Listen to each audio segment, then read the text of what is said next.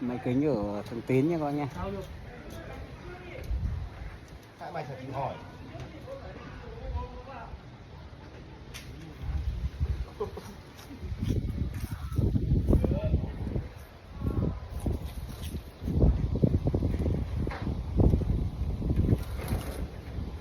Em dùng bằng keo Japan này các bạn nha.